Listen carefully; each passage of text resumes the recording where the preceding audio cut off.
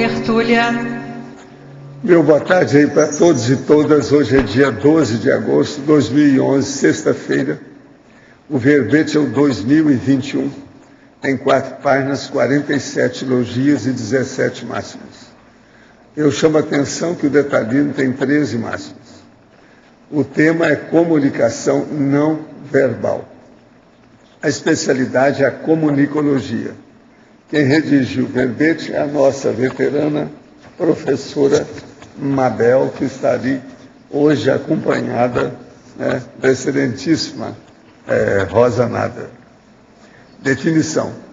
A comunicação não verbal é o processo de transmissão e recepção de mensagens da consciência, homem ou mulher, a partir de meios ou elementos não verbais, compreendendo, por exemplo, o comportamento sinestésico e a aparência física dos interlocutores, a paralinguagem, a proxêmica e as condições ambientais nas quais a interação ocorre.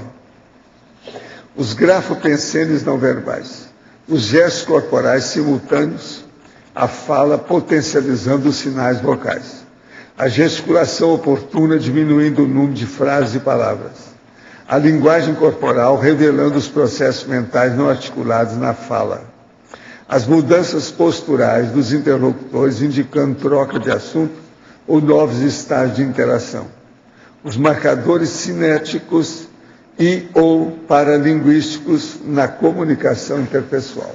Eu li apenas aqui 6 linhas, tem mais de 20 linhas aí a fatologia.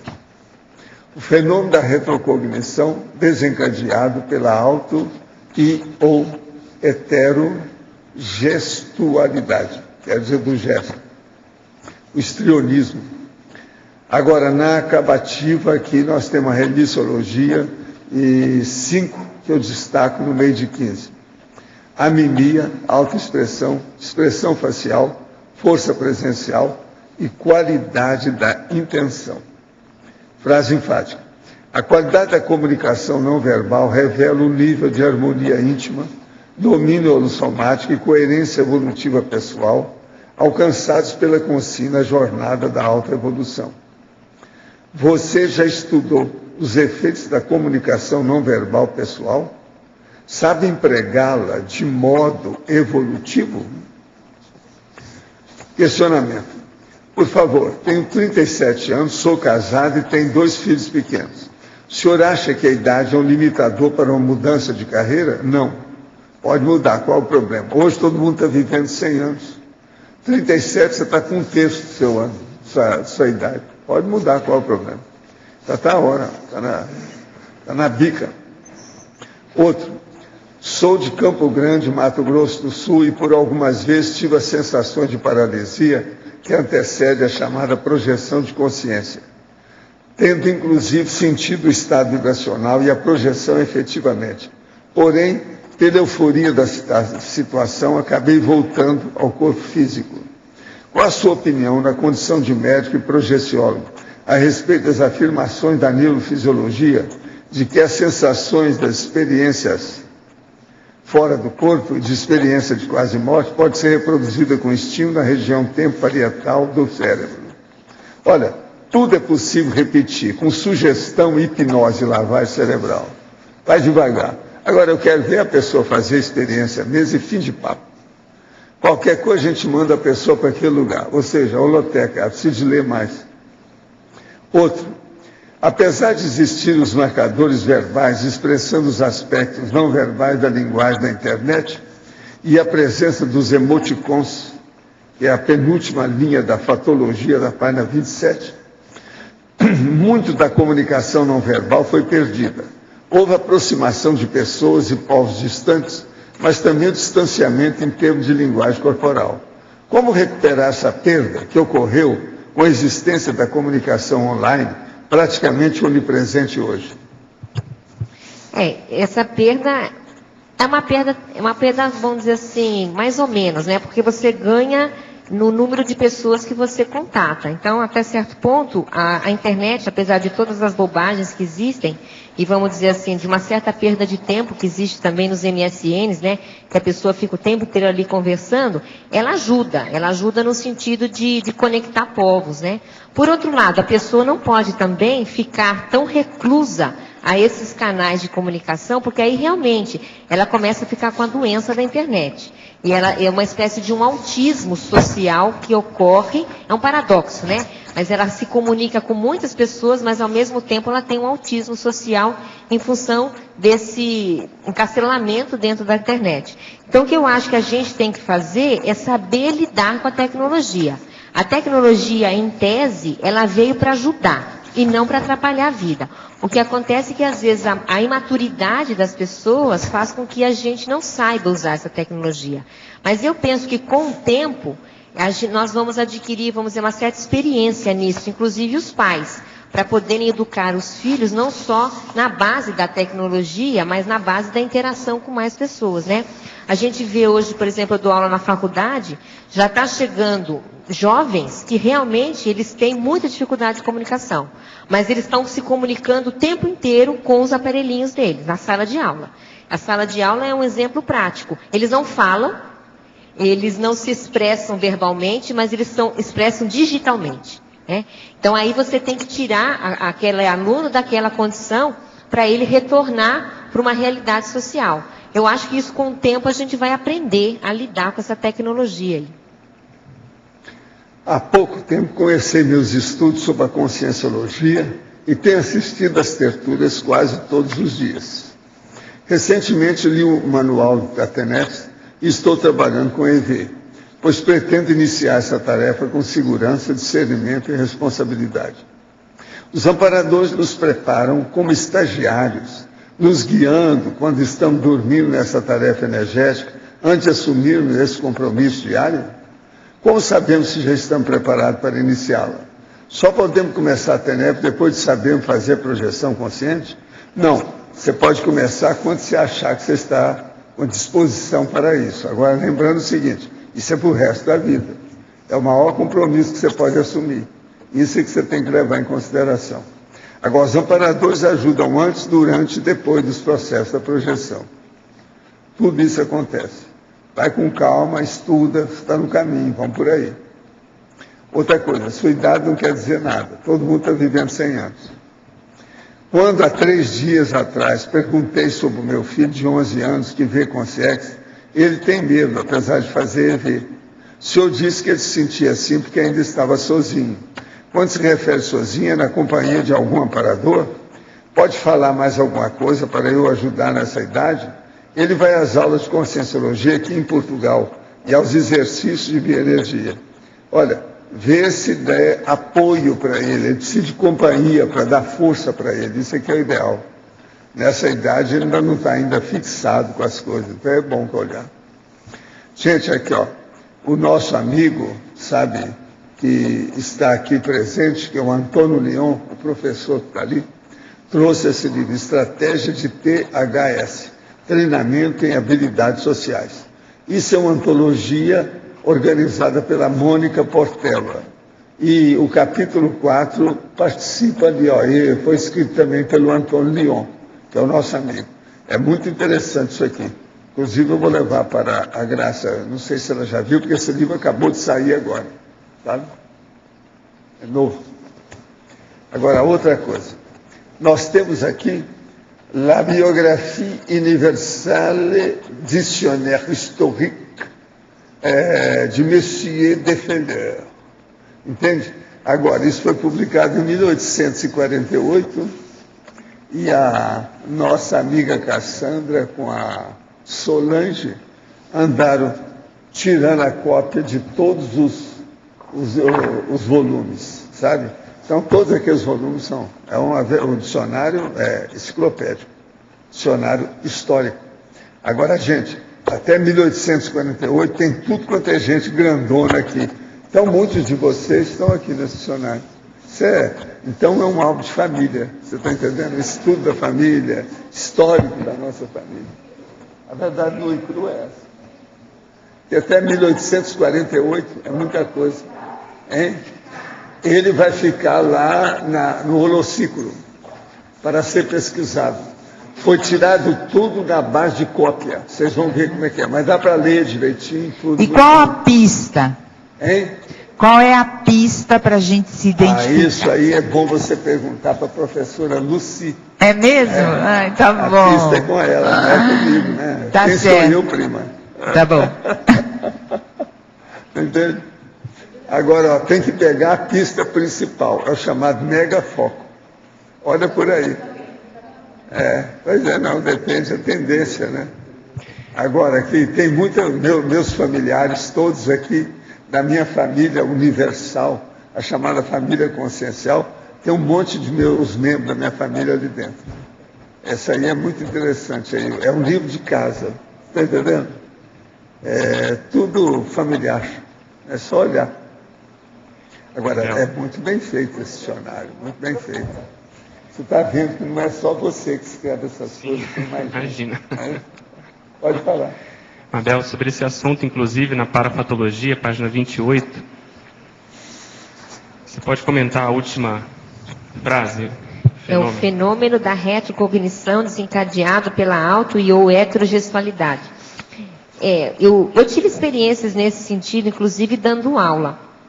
Eu estava dando um ECP1 com uma pessoa, com um professor, e no término do ECP1, esse professor, ele instintivamente, ele fez assim. Ele abraçou, ele juntou as duas mãos e agradeceu. E aquilo impactou, e aí eu tive flashes, e ele também teve flashes de retrovidas, né? Então você vê, provavelmente eram consciências extrafísicas que estavam ali trabalhando, amparando aquele curso, e esse gesto foi o gesto de gancho que nós dois tivemos para ter flashes de vidas passadas no Oriente. Uhum. E eu lembro muito bem que os alunos, eles ficaram assim perplexos, né? Porque o professor não percebeu. Uhum. Ele fez isso e a gente falou, e veio na cabeça dele. Eu falei, mas você percebeu o que você fez? Ele falou assim, não. Quem sabe estava realmente acoplado, alguma coisa assim. Então existem alguns gestos e até mesmo alguns rituais que nós temos ainda nessa vida, que eventualmente são paragenéticos. E quando você volta a fazer determinado gesto, você tem acesso, né, à holomemória.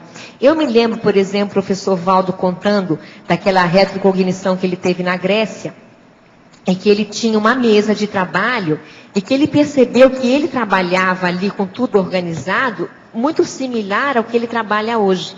Então é de novo, né? Você vê que é a maneira de comportar-se, que é muito próximo a ele, isso na Grécia, o que ele é, o que ele faz hoje.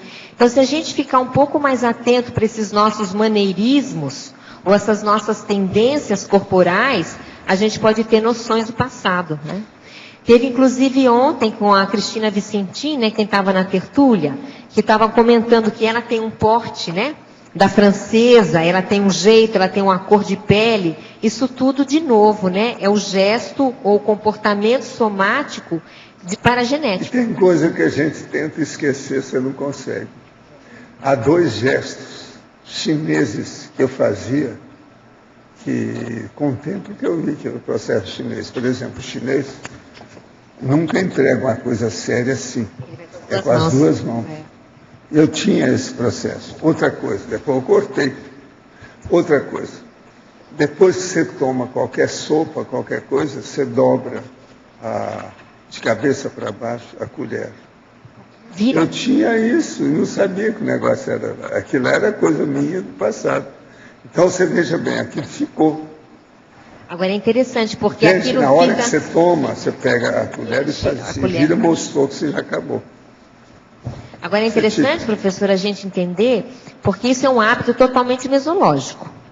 Né? É social, é contextual. Mas e, é a paragenética. E, no entanto... Agora, por aí a gente vê que a paragenética também, ela cria automatismos. Exatamente onde eu queria chegar. E é o automatismo da paragenética, paragenético, né? Paragenético.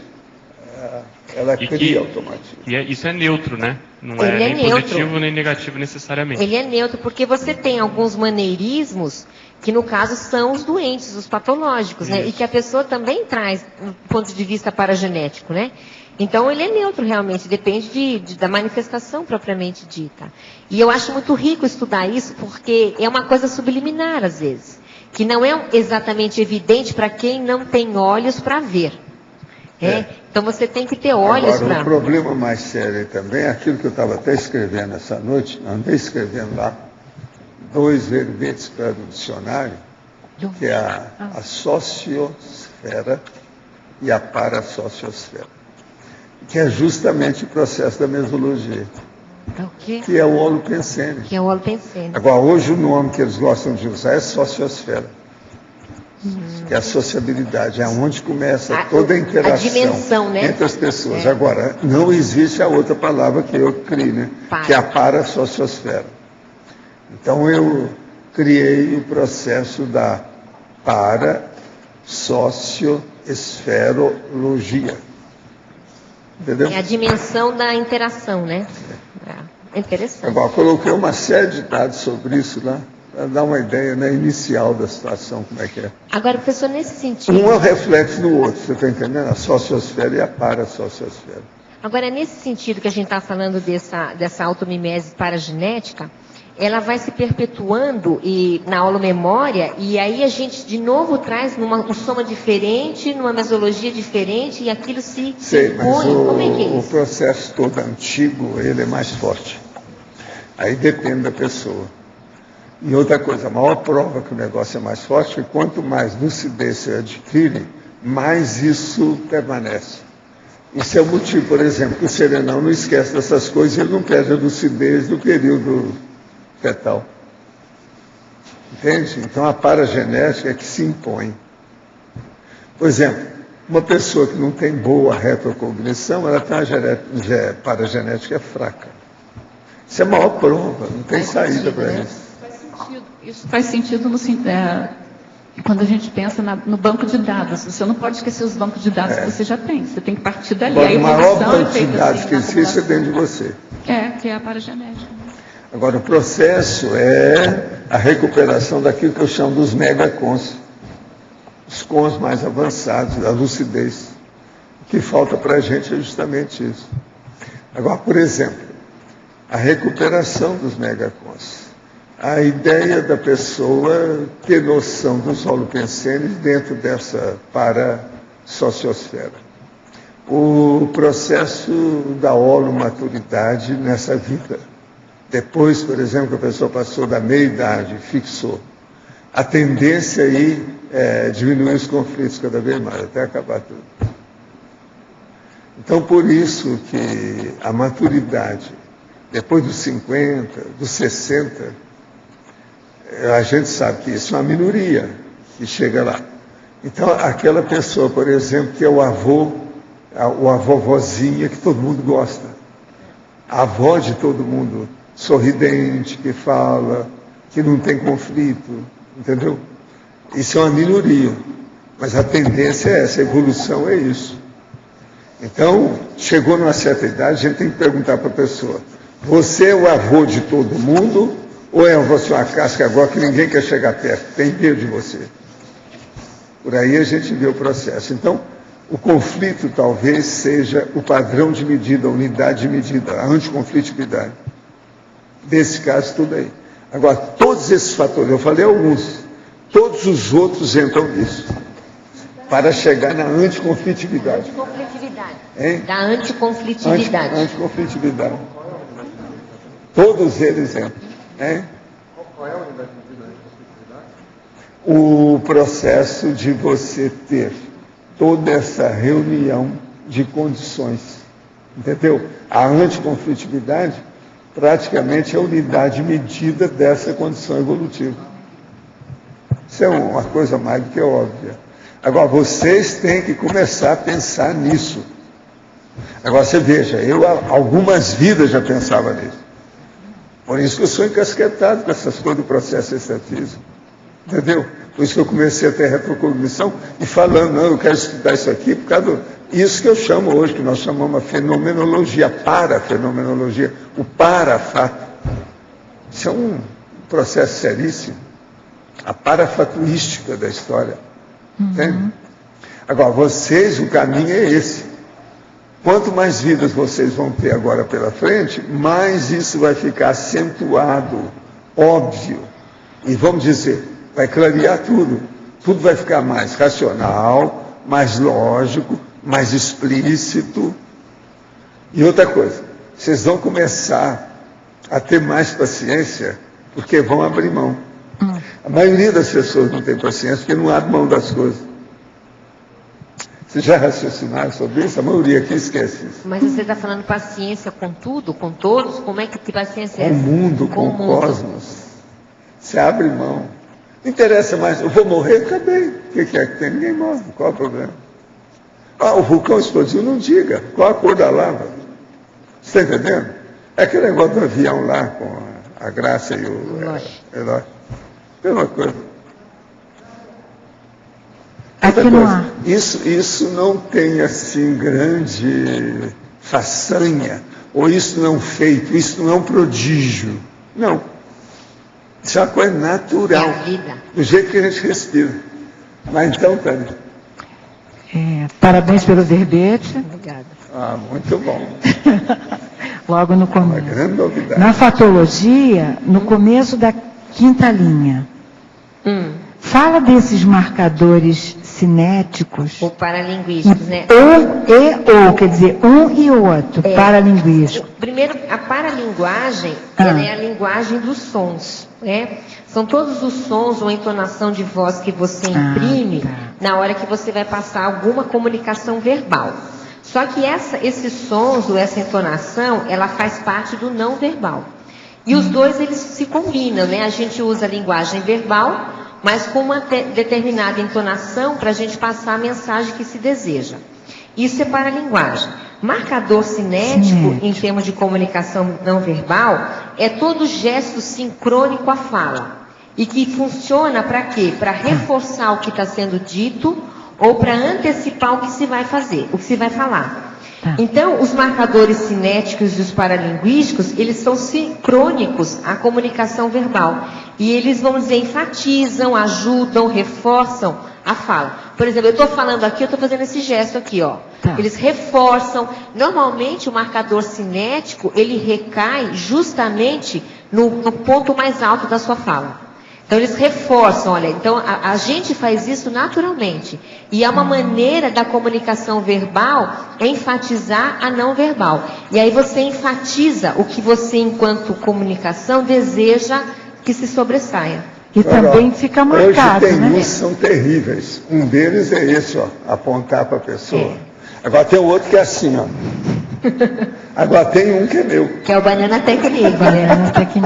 E isso marca. Esse é um marcador cinético. Isso é um marcador também, né? Agora, Tânia, a gente na comunicação verbal falada, né? Nós não temos vírgula, 2 pontos e nem ponto final. Então, a Tânia, mas os marcadores cinéticos funcionam nesse sentido. Eles são as nossas vírgulas, os nossos negritos, os nossos itálicos, entendeu? Você quer falar, por exemplo, bold, em negrito, mas você não tem esse recurso, então você usa um marcador cinético, porque você enfatiza, destaca na sua comunicação aquela frase. Ou então você quer fazer 2 pontos na sua frase, mas você não tem os 2 pontos na fala verbal. Você usa o gesto. Por exemplo, vejam só, aí você fala 2 pontos, caso 1, e aí você vai. Então a gente faz isso naturalmente. E é isso que dá a didática, e sabemos fazer, né? A didática da comunicação. Então ela fica mais clara, ela fica mais fácil de ser compreendida, porque são vários canais trabalhando simultaneamente. São os canais verbais e os canais não verbais. E isso também marca a pessoa com aquela característica. Por exemplo, eu sempre elogio o verbete, né? Isso é uma marca também, quer dizer, nesse... É um bordão seu, né? Um bordão da Tânia. Seu estilo. É uma marca. Não, mas o marcador cinético não é só isso, tá? Só isso. O marcador cinético são os sinais não verbais que enfatizam o sinal verbal. Tá ok, muito obrigada. Lobsang Rampa afirmava que reencarnificou no soma de inglês através de longa negociação. Isso é possível? Não. É uma maior besteira. Ele era fajuto. Seus livros despertaram muitas consciências para os fenômenos extrafísicos. Que ele foi uma farsa? Foi. Mas ele ajudou muito a divulgação da projeção. Não há dúvida. Algumas profissões utilizam-se da comunicação não verbal. Os dançarinos, os escultores, os pintores, os atores. Sou pediatra e acho que as crianças muitas vezes utilizam-se também desse tipo de comunicação, quase sempre de maneira involuntária. Dessa forma, nós fazemos diagnóstico. Algumas pessoas me perguntam como podem os pediatras saber o que se passa com as crianças, já que elas não dizem o que estão sentindo. Acho que vamos nos tornando especialistas em linguagem não verbal.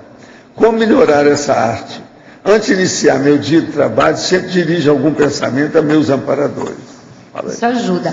Mas isso é um fato, porque você pode fazer a anamnese de uma pessoa, não só usando o não verbal, mas também usando o não verbal, né? É a área da semiologia, vamos dizer, da semiologia clínica. Ou, no caso da comunicação, seria na semiótica. Ou seja, você está com um paciente na frente, eu não sou dessa área, mas eu vejo com o aluno. Ele chega e ele começa a conversar, e aí você vai com os olhos para ver, né, o que está sendo dito, mas que não está sendo falado.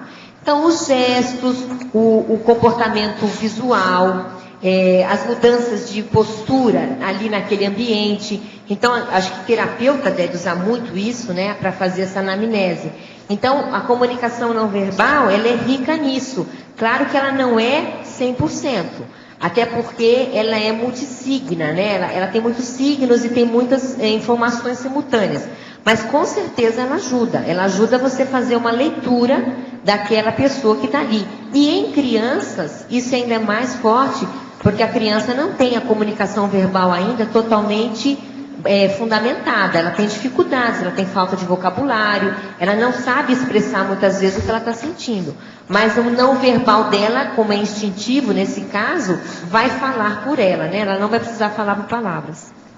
Os caracteres ideográficos chineses não parecem ser alguma coisa ou alguma opção melhor do que os idiomas silábicos ocidentais quanto à comunicação não verbal? Olha, isso aí merece controvérsia. É complexo. Por quê? A pessoa, para estudar o mandarim, precisa de 20 anos. O português, alguns meses, a pessoa domina tudo. Porque o mandarim, ele tem então, mais vamos de 5 devagar mil. com Andor, que não é bem assim. Ele tem mais de 5 mil signos que você tem que memorizar. E nós temos o alfabeto. Pois é. E esse Por alfabeto outro lado, você pode jogar. Os tão usados ícones atuais não seriam um bom campo de pesquisa para o treinamento visando consciência esse? Pode ser. Ainda começa a fazer né? isso você. Meio Vamos ver o pobre, que dá. Né? Agora, gente, queria falar aqui uma coisa muito bacana aqui. Convênio de pesquisa com o doutor Siddhartha Ribeiro. Sabe? Aqui o professor Felipe Massu, que é o secretário-geral do CAEC, assinou aqui um protocolo que é a carta de anuência, solicitando autorização institucional para a realização. É a dona Ruth Maria Rodrigues Pinheiro, a pós-graduanda que estuda com o Siddhartha. Então, eles vão fazer a pesquisa aí. O experimento é correlato neural para experiência subjetiva do estado vibracional EV no CAEC, pela pós-graduanda Ruth Maria Rodrigues Pinheiro, matriculada no programa de pós-graduação em psicobiologia da Universidade Federal do Rio Grande do Norte, sob orientação do professor Siddhartha Ribeiro, professor da Universidade Federal do Rio Grande do Norte, que tem como objetivo principais verificar se a sensação subjetiva do EV pode vir a ser detectada através de diferenças espectrais topográficas em registro da atividade cerebral, utilizando-se a técnica da eletroencefalografia, quando comparado a outros estados de consciência, e se ocorre alguma alteração na função cognitiva da memória e atenção antes e após o estado vibracional. Necessitando, portanto, ter acesso ao laboratório de polissonografia do CAEC e aos dados a serem colhidos nesse laboratório. E por aí vai. a coisa muito séria. Você quer falar alguma coisa? Gostaria só de pedir aqui a colaboração de todos para que a gente consiga o aparelho de polissonografia até o final do ano, que é onde vai se iniciar a pesquisa. Nós tivemos que antecipar o contrato porque a universidade, agora no dia 18, ela já está fazendo todo esse projeto para o começo no final do ano e já no início de 2012. Esse aparelho custa em torno de $65 mil. A parte aqui da estrutura, nós já, através de curso, do campo assistencial lossomático, nós fizemos a primeira fase, o CAEC adiantou uma verba, nós já cobrimos isso, e agora o CAEC está adiantando a segunda parte, e nós estamos agendando esse mesmo curso no ano de 2012 para cobrir a parte estrutural. Só que esses $65 mil, que é o levantamento do aparelho, tem que ser o mesmo de lá do Rio Grande do Norte para não dar diferença na questão toda de pesquisa. Para isso daí nós precisamos correr atrás, eu pedi ajuda aí a todo mundo que possa fazer alguma doação, trazer alguma ideia. Fala com a Ari para ajudar, que você quer examinar a cabeça dele. Então tá bom. Viu?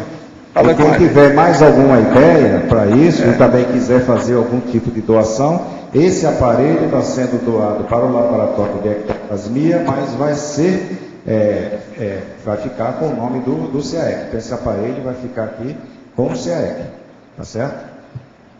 Só muito isso. Bom. Eu acho que aquela sala vai ficar pequena.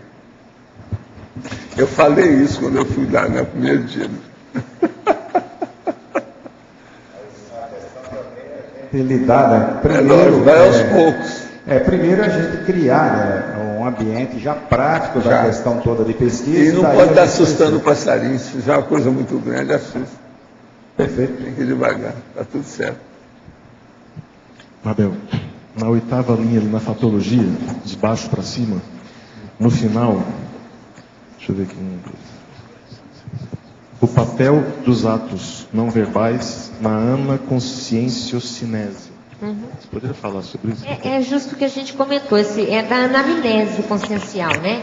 Então, esses atos não verbais, para um terapeuta, ele é importantíssimo, né? É anamnese consciencial, né? Isso aí que até me ajudou, a Chalita acabou de chegar, que ela usa esse termo. Então, essa anamnese, ela é feita pelos atos não verbais. Você começa a observar uma pessoa e você começa a tirar deduções sobre como ela é, como ela está se sentindo, a partir do não verbal.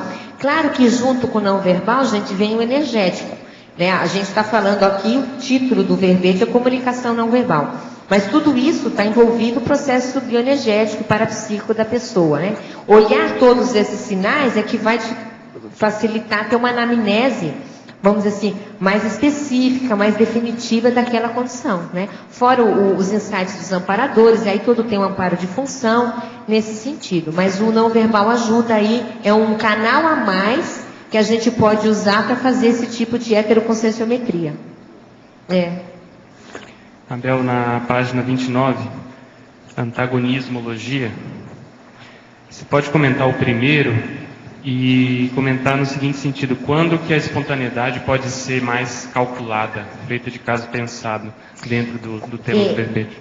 O ideal para nós aqui, que estamos até certo ponto trabalhando, começando a trabalhar com a tarefa do esclarecimento, né? Então a gente dá muita aula, palestras, vai fazer tertúlia, é que a gente comece a prestar atenção nos nossos gestos e na nossa comunicação, justamente para, às vezes, transformar aquilo que já é bom e espontâneo em tecnicidade. Essa técnica de reforço da mensagem, ela é muito importante porque ela é como se criasse um duto, um pecenoduto limpo para o receptor. Então, como é que a gente faz isso? Eu acho que a gente tem que ir autoanálise, autopesquisa do ponto de vista gestual. Muito bom, por exemplo, como está ali, está gravando a nossa tertúlia. Aí a pessoa chega em casa, o ideal é que ela vá assistir a tertúlia que ela fez. Eu faço isso. Para a gente falar, será que eu falei muito rápido? Será que a gesticulação está adequada? Será que a minha entonação de voz foi a melhor? Isso foi a minha primeira providência no Instituto. E outra coisa, me deu um trabalho danado, que tinha moça que não queria fazer, que eu queria filmar todo mundo. Era um contra danado. Agora, essa tecnicidade, Pedro, é estudo, eu acho. A pessoa tem que estudar a si. Tá? E o professor Valdo tem razão. Eu conheço pessoas que têm medo de ver a palestra que ela deu. Ela não quer, porque ela impactante. É muito impactante. Ou ela tem um certo receio de ter ficado ruim. Tem que parar com isso. Tem que enfrentar. Reação infantil. Porque a TARES exige isso. Não, até porque se a gente for lembrar da parapsicoteca, quando a gente vê o passado, uns filminhos, às vezes era pior. Mais dia, menos dias, nós vamos ter que fazer esse reencontro. Então, que seja já aqui. Uhum. E aí vai estudando, gente. Por exemplo, olhar como é que é, as expressões faciais, os gestos, né, que dão ritmo à fala, e aí vai fazendo uma técnica. Gente, eu estou aqui com os documentos hoje que eu precisava de entregar para o Jarbas Durso, ou talvez a Gisele Kranhofer. Se eles apareceram ou estiverem ouvindo, eu precisava de entregar esses documentos logo para eles. É um negócio sério, aqui numa pasta. Agora, outra coisa que eu quero dizer para vocês. Eu já fiz lá os 190 verbetes, que tem no mínimo 11 máximas. Está por conta agora do nosso Everton tirar cópia disso, ou dá para alguém para tirar a cópia, tá certo? Que, na verdade, são muitas páginas cada um. Agora, seria bom fazer pelo menos umas 10 cópias, para dar para vocês aí da nova IC. Isso vai ajudar. Tem 190 na ordem alfabética, de acordo com a especialidade, tudo bonitinho. Aquilo lá, eu vou te contar, aquilo é que é pai para filho. Só falta eu fazer o verbete agora para você. Depois dessa, não tem jeito. Sangolir agora. Não, só falta deglutir. O mais já está mastigado, está tudo ok. Vocês vão ver depois como é que é. Tem 190. É 10% da enciclopédia. Abel, aproveitando, você pode comentar a síndromologia também no contexto? Que página que é, Pedro? A mesma, a síndrome. Tem duas síndromes aqui. Essa primeira, de Asperger, é aquela síndrome de um pré-autismo, um certo autismo que a pessoa tem. E é interessante porque aí quem passa por essa síndrome é uma pessoa que não tem muito contato, ela não consegue uma interação mais profunda com as outras pessoas. Ela vive até certo ponto no mundo à parte, né? No mundo pessoal. E pelo que eu li, não sou assim especialista na área, mas pelo que eu li, uma coisa interessante de a gente interpretar nesse caso, até a Chalita podia ajudar, é que quem tem essa síndrome, falta até certo ponto, você também pode me ajudar, habilidades cognitivas para compreender estados emocionais. Uhum. E como ele estabelece o rapport, né? Então ela não interpreta. Ela não consegue interpretar porque não tem sinapse para aquilo. Se ela não interpreta do outro, ela também não consegue expressar dela de uma maneira técnica e lúcida. E ela fica no mundo à parte, né? Então é interessante nessas primeiras síndromes a gente pensar o quanto que a gente tem que ter autopesquisa mais séria, para que a gente entenda as nossas emoções mais enraizadas, para que a gente possa trabalhar sobre elas e depois saber expressá-las quando necessário. Essa autoconscientização emocional, que é uma autoconscientização que passa pela cognição, é que dá tecnicidade para fazer uma expressão de comunicação não verbal mais em cima do lance. Entendi. Quem se pesquisou profundamente consegue isso. Quem não se pesquisou, não, vamos dizer assim, não dissecou ainda tecnicamente determinados padrões emocionais. E até certo ponto não consegue interpretar no outro, porque aquilo não existe para ela. Então as duas coisas. Sim. Então fica uma espécie assim de um analfabetismo emocional que gera um analfabetismo comunicacional, por falta de uma habilidade cognitiva. Então você vê que a coisa é complexa. Né? Agora, a segunda síndrome, você quer que eu fale? Essa síndrome, a Adriana, quando eu estava conversando com ela, ela me trouxe um manual, né, de doenças mentais, e tinha lá essa síndrome de Veragut, que era algumas pessoas, né? É o sinal, perdão, que é da síndrome depressiva. que algumas pessoas com depressão muito profunda e, claro, com uma certa idade avançada, elas têm um sinal característico aqui entre a sobrancelha e os olhos, mais ou menos, que forma um sinal de expressão de dor, de sofrimento. Então, com um certo tempo, fica uma marca na face da pessoa, que o terapeuta, quando bate o olho, o psiquiatra provavelmente, e ele olha aquilo, numa pessoa mais idosa, ele já sabe que aquele sinal significa essa pessoa está sofrendo de depressão. Legal. Porque ela carrega na feição. Não sei se a Adriana quer complementar. Geralmente acontece nos casos de depressão bem grave, bem profundas, né? Que você forma um triângulo aqui entre as sobrancelhas. Então, esse quadro, quando você olha, você vê assim, quadro de gravidade. E assim, é interessante a questão da síndrome de Asperger, que ela é tipo um paradoxo, se a gente for pensar no seu verbete, né? Porque o Asperger é um tipo de autismo, é um autismo considerado mais leve. E uma das definições de autismo é a dificuldade que a pessoa tem de comunicação, a questão verbal. E é interessante que, pelo seu verbete, o Asperger ele tem uma dificuldade de comunicação verbal. Mas, pela comunicação não verbal, aí o paradoxo, você faz o diagnóstico de Asperger. Porque ele evita o processo da afetividade, ele evita o processo da comunicação. É interessante você pensar nesse paradoxo, paradoxo, né, da situação. Oi. Só desse assunto ainda. Existe uma síndrome chamada síndrome de Moebius. Que a criança nasce com uma paralisia facial, o nervo facial não desenvolve bem e é caracterizada pela não conseguir expressar também na face nenhum tipo de emoção, não tem expressividade. Dá uma anemia quase, né? Exatamente. Então acho que tem relação, né? Moebius. Obrigada. Pode não, João. Na mesma página 29, na interaciologia, você fala das duas últimas interações aqui, que uma está meio ligada até com a outra. Você pode comentar mais? Posso. Essa é a paralinguagem.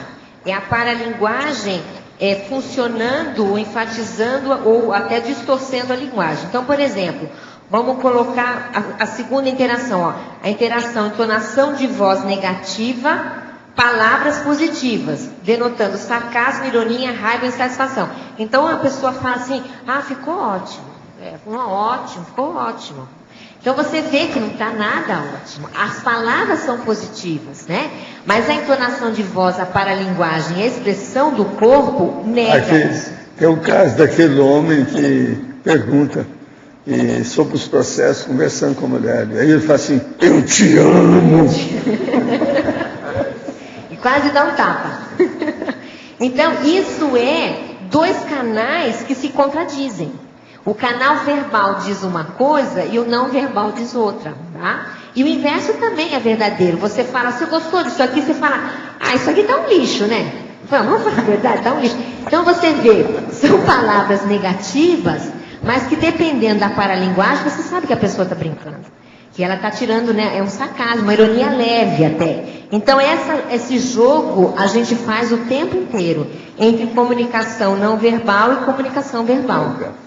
Esse é o antagonismo dessas duas situações.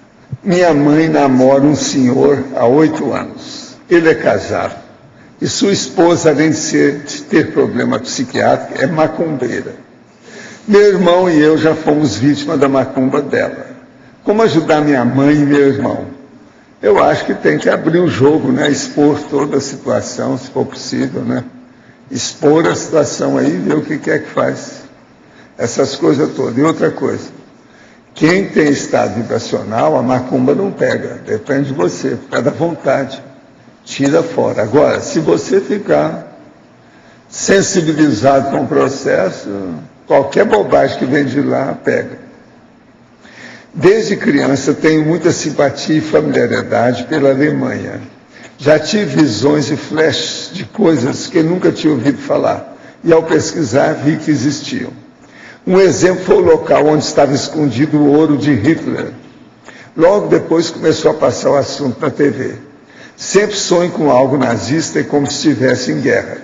Na infância queria dormir de tênis, com alguma arma por perto. Uma faquinha, punhal, pedaço de madeira, para estar preparada se acontecesse algo. Hoje tenho uma vida ótima. acho que não merecia essa vida de harmonia. Isso pode ter relação com algo que tive anteriormente? Não, mas que pergunta, Essa pergunta sua não tem razão de ser. Se sim, de que maneira posso me aprofundar para saber exatamente o que fiz? Olha, seria bom você entrar com o corpo todo para valer no estudo de assistência aos outros. E outra coisa, a primeira coisa, cortar todos os bagulhos energéticos da sua casa.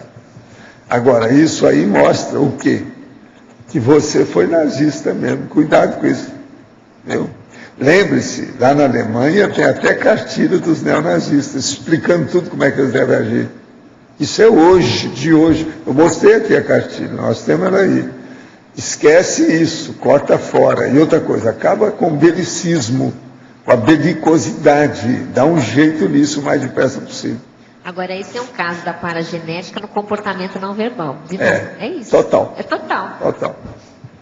O escondimento de coisas pode ser uma comunicação não verbal? Por exemplo, o alcoólatra que abre várias garrafas e bebe um pouquinho de cada para não perceber que tomou a garrafa inteira, a empregada que leva um pouquinho de coisa diariamente para não dar em falta do todo, e o chocolate que esconde chocolates na gaveta. Essas pessoas podem estar querendo comunicar algo que escondem delas mesmas? Isso aí é um golpe, né? É um golpe.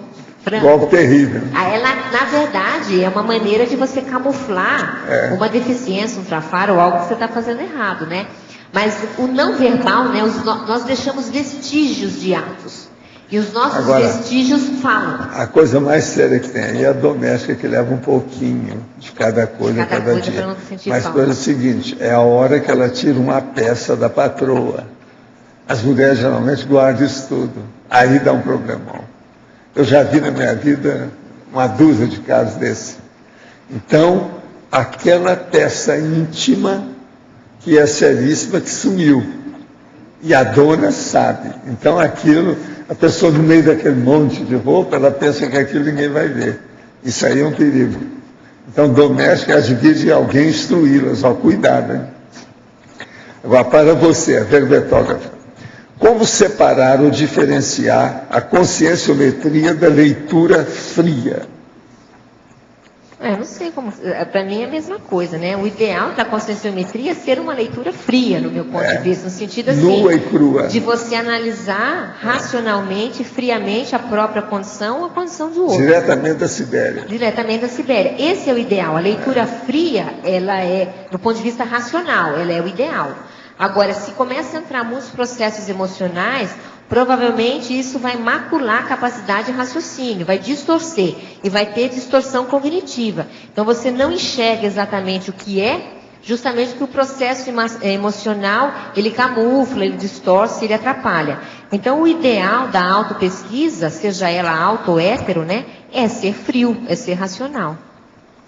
Agora, ó, uma coisa que eu acho muito engraçada é a Mabel escrever sobre comunicação não verbal. Não entendi. Vocês não acham a facilidade que ela tem para expor as coisas? É o contraponto total. Esse verbete nasceu no verbete boca.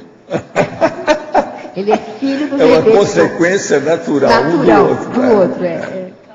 Faz parte do serviço. Pode falar, Luci. Então, Mabel, isso dá um livro, O Silêncio Fala, né? E eu vejo esse teu verbete aqui, você já falou, eu já vi escrito aqui, que é um instrumento autoconsciencioterápico para nós mudarmos a nossa comunicação pessoal. E aí eu me coloco aí porque eu uso muito o gestual, talvez seja, não sei se um defeito ou uma qualidade como professora, que é aquilo que você levantou aí. A gente frisa muito, né, para a aprendizagem na parte didática. Então, repetindo, parabéns pelo seu verbete.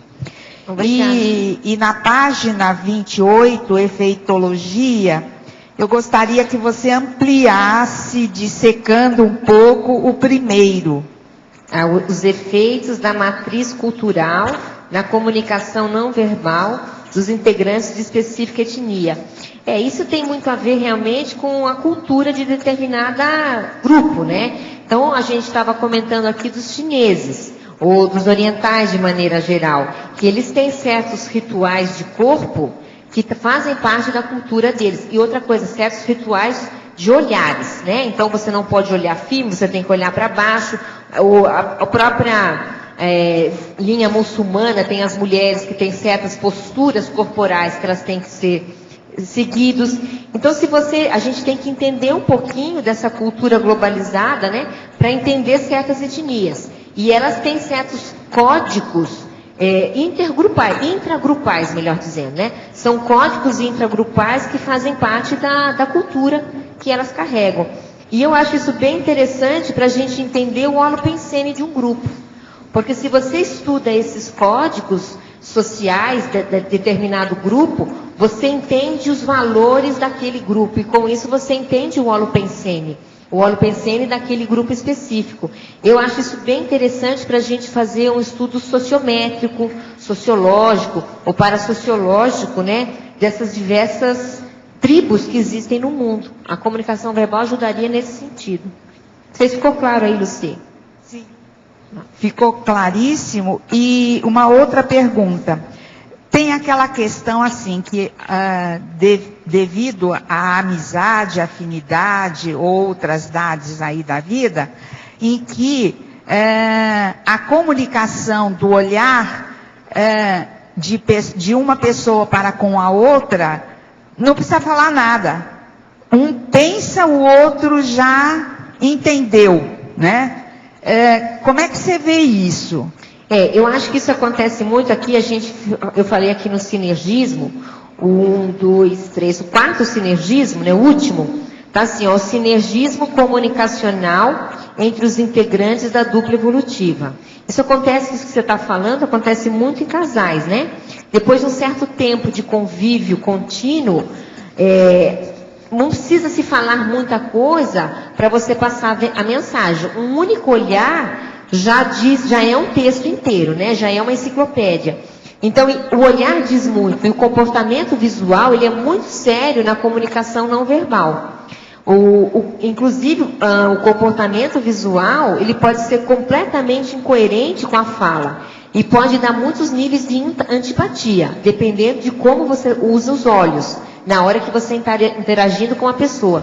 Por exemplo, se você olha para a pessoa e olha assim meio de lado e faz um trejeito com a boca muito sutil, isso mostra o quê? Um desdém, né? Um orgulho, e que você meio que desdenha o que aquela outra pessoa está falando. Isso pode ser que não esteja no seu verbal, que você até esteja elogiando a pessoa, mas aquela falha, né? Aquele lapso de olhar denuncia a sua verdadeira intenção, ou realmente o que você está pensando. Então, o olhar, ele é muito sério na linguagem não verbal, né? Fazer esse exame dos olhos, né? Do movimento ocular, para entender o outro, para entender a verdadeira intencionalidade da outra pessoa. Porque, como eu disse lá no verbete boca, a boca é uma das partes do corpo, da face, mais fáceis de serem dominadas, mas o olhar é muito difícil. Você precisa de treino, porque ele é mais instantâneo que a boca. Não precisa da fala, o olhar. E aí, um deslize no olhar revela a sua verdadeira intenção, se é que a pessoa quer ser dissimulada, né? O certo é que ela seja transparente. Mabel. Lie to Me, um filme. Pois não. Oswaldo, aqui acima. Tenho duas perguntas aqui na fatologia. Uhum. A primeira delas, gostaria também que você exemplifique as duas, tá bom? Uhum. A primeira está na 7ª linha de baixo para cima. A mensagem implícita no fenômeno patológico da somatização. Depois eu te faço a segunda. Tá. Você entende o que é isso, né? Então, por exemplo, a pessoa que ela não fala, ela não se expressa, ela se omite, ela não se posiciona, todo aquele problema, aquela problemática que ela está trazendo, pode repercutir no soma. Então ela vai ter às vezes um problema gástrico, ela vai ter um problema de úlcera, ela vai ter, por exemplo, marcas na pele, que dá um processo alérgico. Enfim, depende da situação. Pode ser que ela não consiga comer, ela perde a fome. Isso tudo são esses conflitos internos não trabalhados e muito reprimidos. Essa autorrepressão exagerada pode gerar um problema somático. Há problemas, às vezes, de coluna. Então, a pessoa ela é extremamente tensa, ela não consegue relaxar e ela usa essa postura, vai para o processo da coluna e daqui a um tempo ela está com um problema de coluna qualquer. Um problema de tensão nos ombros. Então, veja, a somatização é isso. É quando você não enfrenta alguns conflitos emocionais e aquilo vai bater no seu soma. Daqui a um tempo você vai repercutir de alguma maneira. Então, eu acho que a segunda pergunta já está respondida, que era justamente na quinta linha de baixo para cima, que diz a conflitividade pessoal revelada nas mutilações somáticas silenciosas. É isso aí. Agora, essas mutilações, elas são um pouco mais expressas, né? Porque qualquer processo que você vai infringir, você vai machucar o seu corpo físico de alguma maneira, já mostra um processo de conflito, né? Há quem diga não, é um fato, por exemplo, hoje o piercing, o que eles estão fazendo é um tipo de mutilação somática e que mostra um processo emocional interno. Pode ser um modismo, mas pode ser também uma rebeldia. Os jovens, eles usam às vezes, não todos, né, mas alguns vão usar o piercing ou aquelas argolas enormes, porque eles querem contestar, né? Eu sou contra, independente de qualquer coisa. Então, isso também é um processo de conflito e que mutila o corpo físico de alguma maneira. Então, na verdade, são situações que se complementam, né? Esses dois que você pegou. As tatuagens também estariam no mesmo esquema? As tatuagens esquema. Também. E o interessante, eu já até comentei uma vez isso, como a gente dá aula na faculdade, e a minha área é a área da comunicação, e geralmente os nossos alunos de comunicação, eles são assim um pouco mais rebeldes, né, por natureza. Eles contestam, são mais críticos e são muito artísticos. E a arte tem todo esse processo de usar muita tatuagem, etc. E o interessante eu encontro muitos alunos assim, vários piercings no corpo, o cabelinho com aquele gel empinadinho que parece um diabinho. Aí depois tem muitas tatuagens no braço, nas pernas e na mão. Aí você faz, e se veste de preto e eles colocam uma argola, tipo Consel, né? E colocam uma argola assim prateada, para dizer que parece um pit boy. Ótimo. Aí você vai conversar com ele, você já tem um pé atrás, fala assim, ó, deve ser um brutamonte. Não, gente, você vai conversar com a pessoa, ela é um doce. Ela é um doce de pessoa, ela é amável, ela é afetiva, ela é colega das demais, ela não ela é uma boba. Ela é uma boba. Ela não é beligerante, eu não estou dizendo que todos são assim, claro que não. E outra coisa, elas são extremamente conservadoras e tradicionais. Ela é totalmente contraditória. Aí você se pergunta, por que ela está usando toda essa fachada que não corresponde com a realidade dela? Então, há uma contradição aparente. Não quer dizer, gente, que todos os tatuados são assim, os de piercing, não. Mas eu encontro muitos alunos assim. São extremamente afetivos. E não tem problema na família, em alguns casos. Então, há uma contradição super forte nessas situações. Eu encontrei um aluno uma vez assim, que ele é tatuado assim, o corpo inteiro e as duas pernas inteiras. E ele é de uma banda de rock. Aí eu fui conversar com ele, gente, é rock evangélico. E ai de você, se você falar... Agora me conta as tatuagens, tinha a Bíblia, como é que era? Não, eram figuras, imagens, assim, não tinha feições de nada, assim, eram mais flores, folhas, né? Não tem, assim, uma simbologia qualquer. E esse rapaz, ele é extremamente conservador. Extremamente. Família, tradição, propriedade. E ele está totalmente tatuado, entendeu? É super interessante ver isso. Porque o estereótipo que nós temos é outro, né? Você olha uma figura assim, você fala, esse é extremamente rebelde. E não é necessariamente. Agora, Leon, o que você está fazendo com essa moça? Você colocou ela na camisa de força? negócio é esse? Como é que você explica isso? Frio.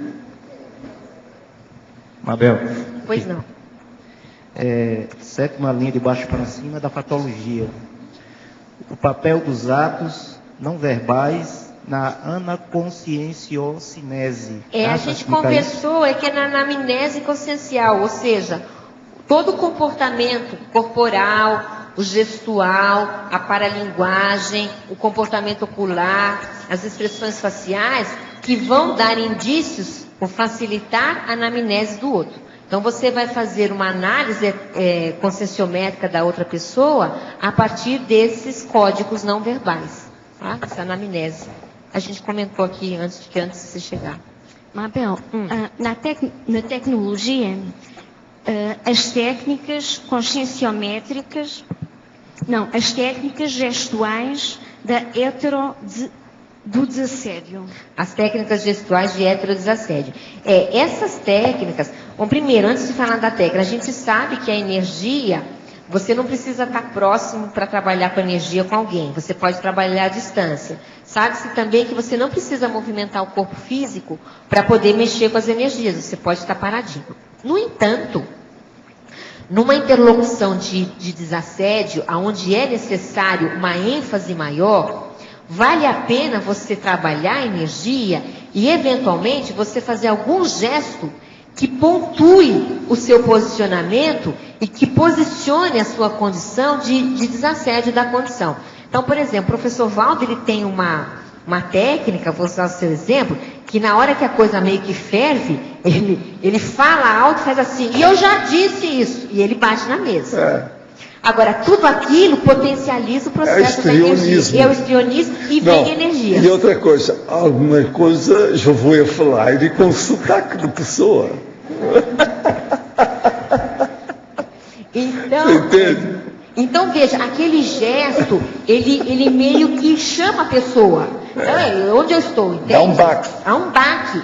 E isso é você saber usar a energia, o verbal e o gestual, objetivando um processo de desassédio. Na hora certa. Mas assim é para outros saber também, não é em silêncio, não é... Agora, a gente fala isso sem raiva, sem conflito, entende?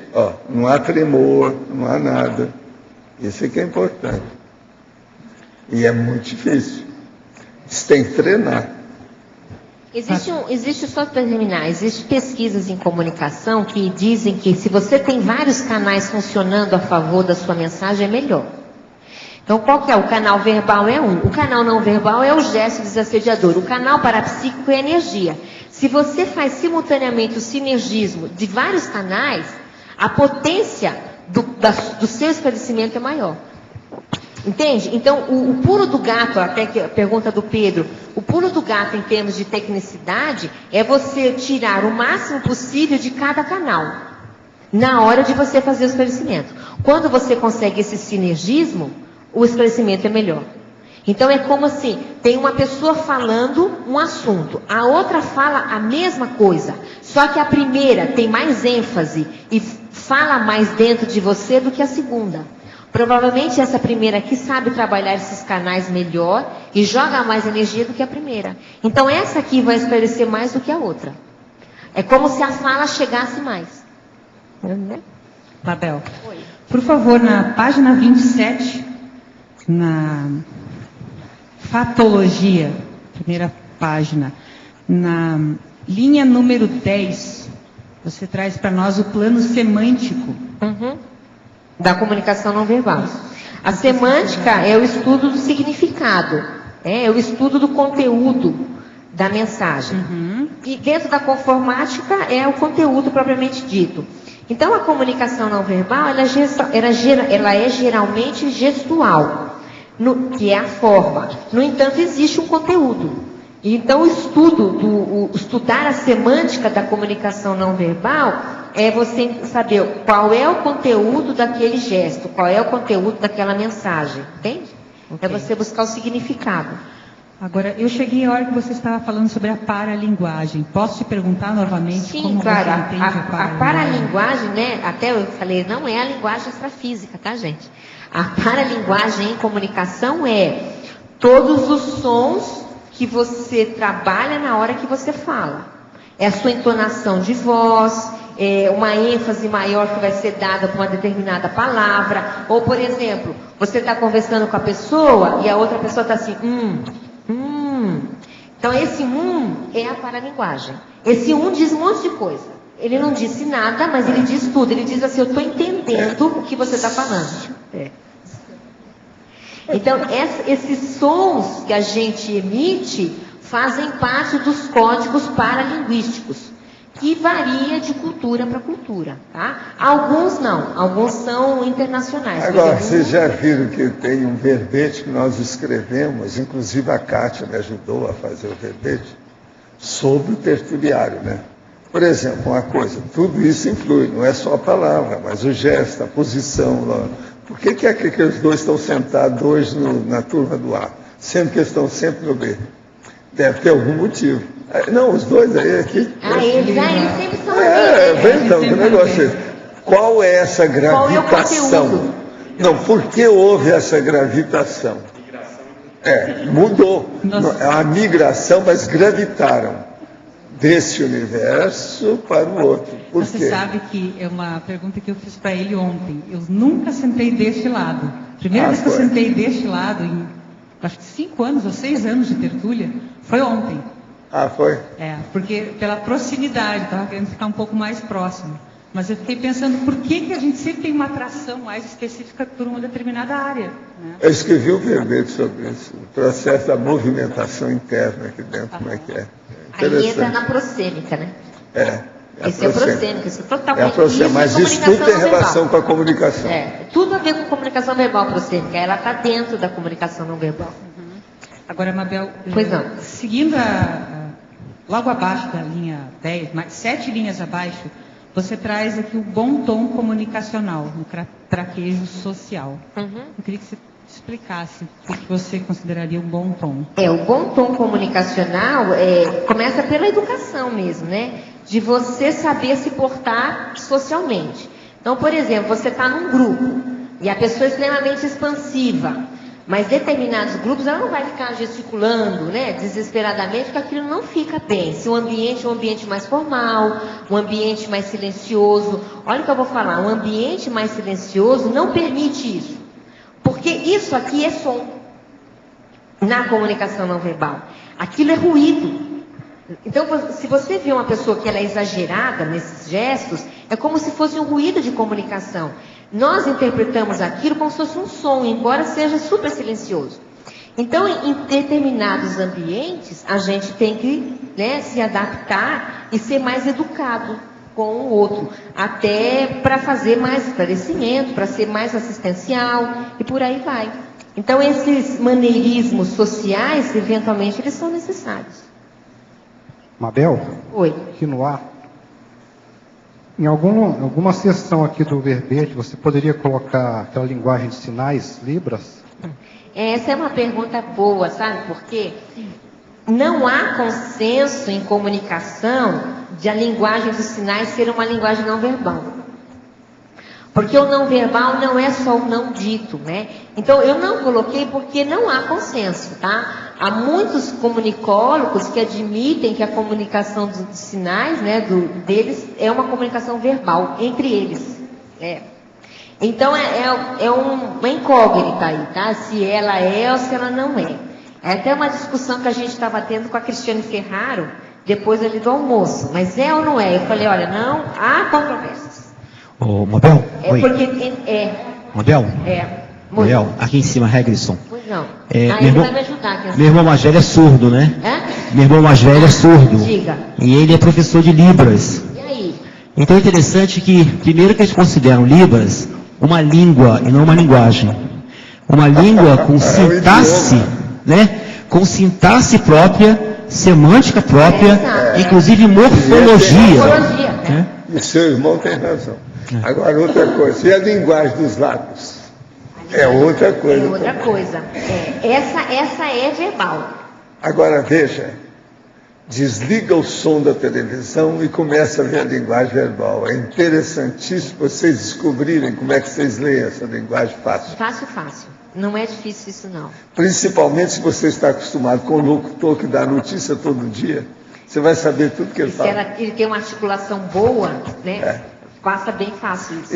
Alguns idiomas eu também pego, dependendo da pessoa. Quanto mais intimidade a gente tenha, o conhecimento que você tem com a pessoa, mais fácil é a linguagem labial. Aqui na página 28 também, na parapatologia, caberia aqui colocar telepatia e a linguagem do conscienciês? O conscienciês né, uma linguagem não verbal, bem avançada, a gente até pode colocar. Agora, Mabel, Oi. É do professor Carlos Sprenger, para você, professora Mabel.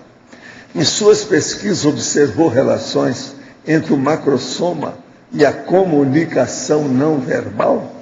Olha, eu nunca estudei isso, assim, diretamente, não. Não sei dizer para você qual seria a relação, né? Poderia falar sobre ruído de comunicação dentro da comunicação não verbal? Isso tem muito. Por que tem muitos ruídos de comunicação na comunicação não verbal? Porque os signos, eles são polissêmicos. Eles têm vários significados. Então, existem alguns signos não verbais que eles só podem ser interpretados se você está acompanhando o contexto da comunicação. Se você pega só uma parte, edita uma parte daquele signo e tira do contexto, você pode errar e pode ter ruídos de comunicação sério. Por isso que o ideal em comunicação é aquilo que eu estava falando, é você ler todos os canais, ou o máximo de canais possível. Não só o verbal, não só o não verbal, não só o energético, se possível todos. Porque aí o ruído diminui. Em comunicação verbal isso acontece, em comunicação não verbal isso não acontece também. Você sabe que aqui nós temos 101 professores atualmente, né? Quando um professor fala aqui, a água para, você já viu? O caso dela. Poderia aprofundar na fatologia, página 27, quarta linha, de baixo para cima. A conflitividade pessoal revelada nas mutilações somáticas silenciosas. Poderia exemplificar? É o que a gente comentou agora há pouco, mas eu falo de novo, que é toda mutilação, toda coisa que você infringe o soma para mostrar algum problema. Por exemplo, às vezes a pessoa para de comer. Ela não é que ela está fazendo greve de fome, mas ela tem um rancor, uma mágoa, uma culpa, um conflito mal resolvido, um processo emocional grande, e a primeira coisa que ela faz, ela fala, vou parar de comer. Até certo ponto, aí a Chalita até pode me ajudar, é como se ela estivesse fazendo uma expiação. Certas mutilações são expiações. Tipo assim, eu tenho culpa, eu mereço sofrer. O silício é isso. O silício, que é um exagero aí dessas mutilações corporais, é que você vai para o céu, você vai ser lá e o quê? A partir daquela modificação do silício do Opus Dei. É um tipo de comunicação da pessoa. Agora, do Luiz Lopes, lá de Buenos Aires. Por favor, pode aprofundar a frase enfática? A frase enfática, deixa eu pegar aqui.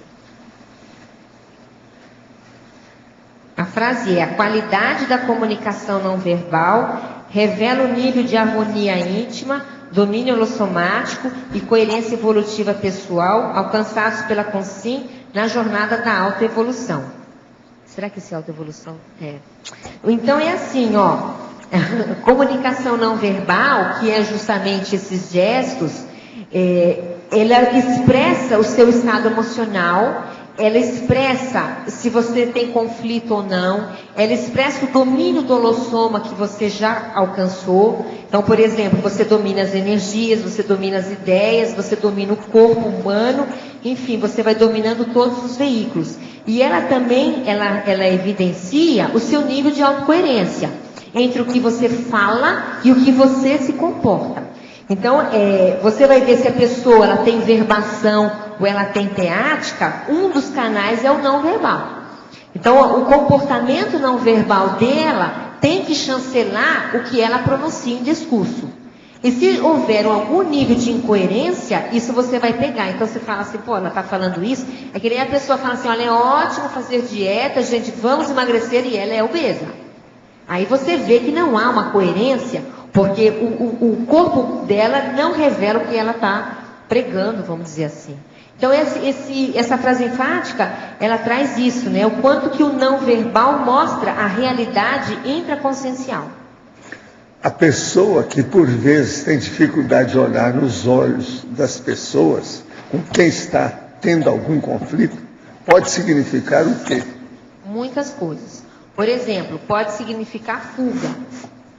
Você não olha para a pessoa, é porque você está... Isso acontece muito. Isso aí é um dos fatores mais sérios dentro da psiquiatria.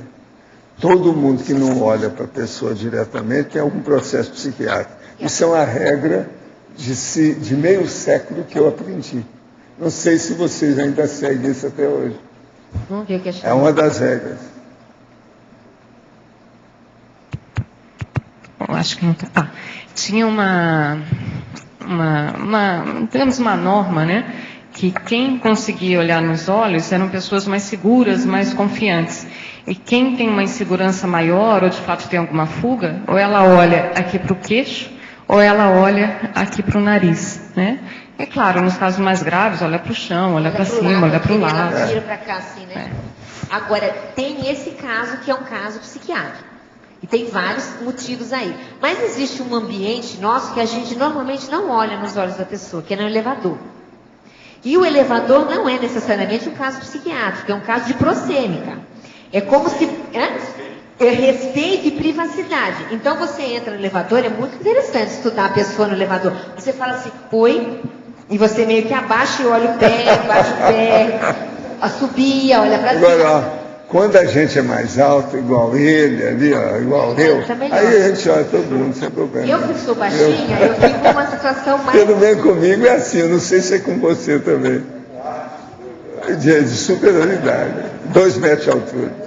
Então, esse já não é doença, né? Após a consciência ter o mental soma mutilado, de que maneira a mesma pode voltar a ter a lucidez se o corpo do discernimento está comprometido? De que modo se processa essa dinâmica? Você quer falar? Tá, né? Não, eu vejo assim, existem as terapias, né? Terapias mentais somáticas, ou seja, ela vai ter que trabalhar para desenvolver a retilinearidade pensênica novamente, ela vai ter que desenvolver a clareza. Fazer o verbete. Fazer verbete, ler dicionário.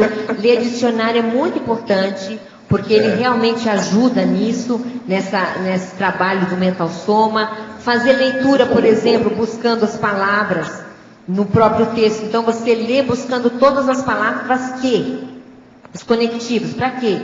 Para você trabalhar a atenção. Então você não só vai ler o texto, como você vai anotar todos os quês daquela página. Isso tudo vai trabalhando o mental soma, vai trabalhando a atenção, a concentração. Então são várias técnicas aí que existem para se trabalhar esse aspecto mental somático. Ô, Mabel, Pois não. Eu queria falar com você, eu queria falar a respeito da adquisição inconsciente da linguagem não verbal entre 2 ou 3 pessoas, e queria só citar 2 exemplos que aconteceram comigo.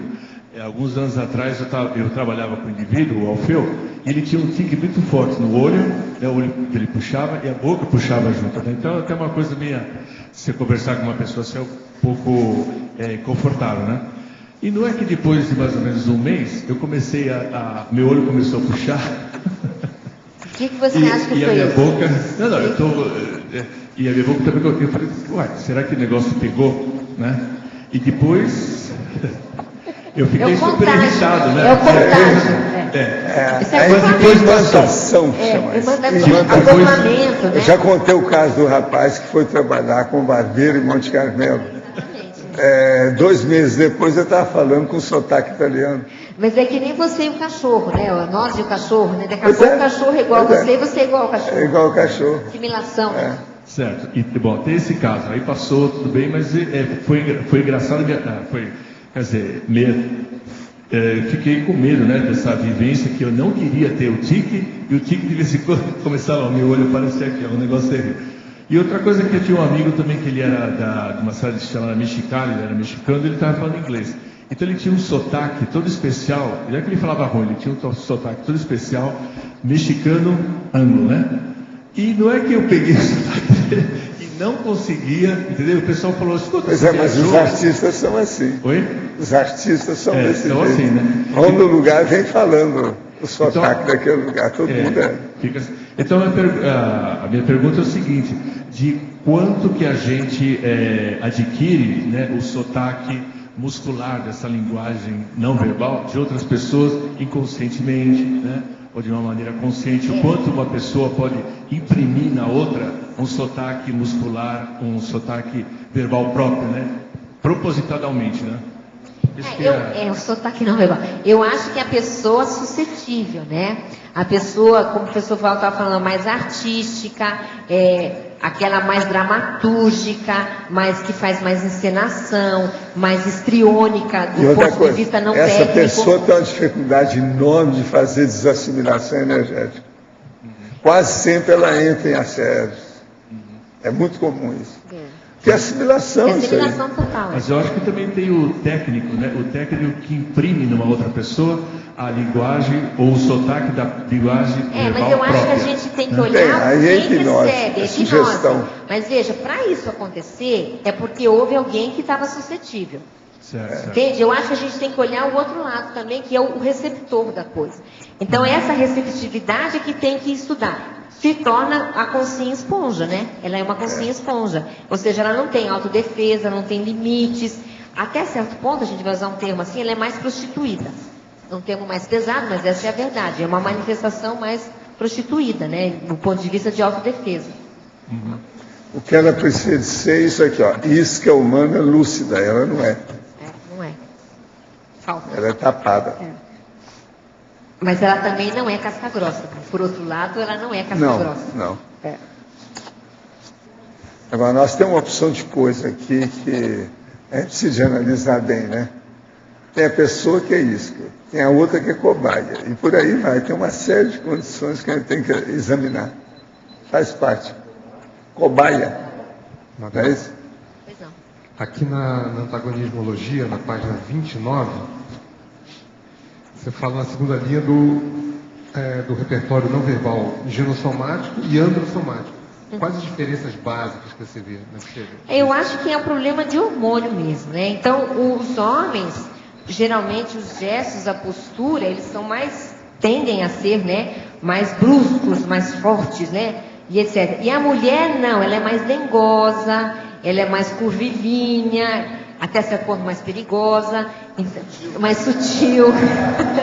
Ela está avisando para você. Até certo ponto. Então é aquela coisa, às vezes, né, estou falando agora do lado negativo, da cobra, né? Que ela vem... Coleante. Coleante. Então, insinuante. Então tudo isso é o não verbal do homem e o não verbal da mulher. Eu acho que, guardadas as devidas proporções, a gente devia estudar isso em animais. Então você pega o macho dominante e você pega a fêmea dominada. E aí você estuda o cachorro e a cadela. E aí você vai ver qual que é o repertório dele e qual é o repertório dela.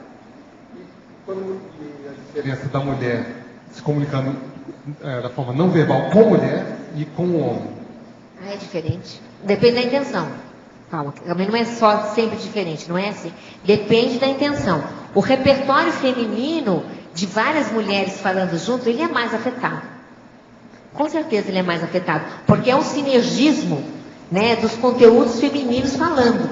Então, chega uma hora que está dando piti, dá um pouco de piti, se for muita mulher, né? Dependendo da mulher, isso pode acontecer.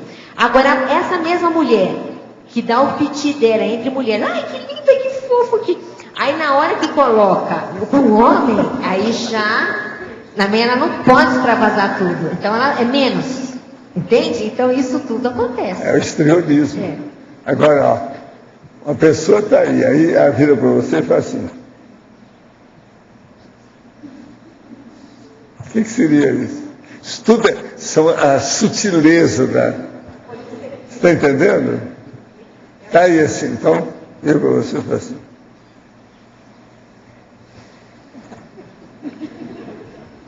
Isso é terrível, isso é um discurso imenso que está aí. A pessoa precisa de prestar atenção demais. Então, isso é comunicação não verbal, seríssimo. Não, ma como? Que é uma porção de nome que eu não vou falar aqui de italiano, né? Que poderia seguir com isso aqui. A técnica de comunicação não verbal é sempre infalível contra mentirosos. Tal qual acontece no seriado Lie to Me, citado agora. Mas eu acho que não chega a ser infalível. Eu acho que ela é falível, tá? É claro que ela te dá mais elementos, mas ainda assim o receptor pode se enganar na hora de interpretar os sinais. Existe essa possibilidade, a gente também não pode descartar essa condição. Né? Agora, que ajuda... Sempre tem que olhar dos dois lados. Dos dois lados. Agora, a vítima sempre é que determina mais. O percentual maior de ocorrência está com a vítima. Sempre é assim.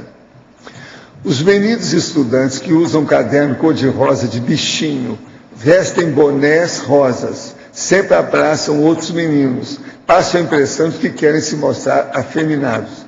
É isso? Mesmo que usem roupa de menino? Eu não sei, tem que estudar o caso, né? Podemos julgar assim, cada caso é um caso, não vai dar para fazer um julgamento melhor aí. Geralmente não consigo conversar, esclarecer ou convencer uma pessoa, se tiver alguém por perto ou prestando atenção. Parece que isso interfere muito, cria um bloqueio na conversa e a pessoa não absorve o que se quer passar. Por que isso acontece? Às vezes a pessoa ela tem timidez, ela tem vergonha, ela é pusilânime, ela não se posiciona. Então veja, se você entra numa conversa acanhadinho, as suas energias já estão assim, então você é engolido, claro. E se você tem esse medo dentro de você, algum medo mesmo, aí a sensação que você vai entrar já com um pé atrás. Então, provavelmente, você não vai conseguir imprimir o que você quer passar de informação. Então, é preciso entrar num diálogo, num debate, assim, mais de peito aberto, mais seguro, mais confiante. Outra coisa, impor energia, falar alto, falar claro, porque senão não há esclarecimento realmente. Se for muito assim, tati-bitati, ninguém vai te ouvir. Outra coisa, ninguém vai dar valor ao que você está falando.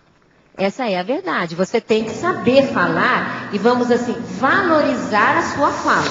Porque se entrar assim mirradinho, não vai dar.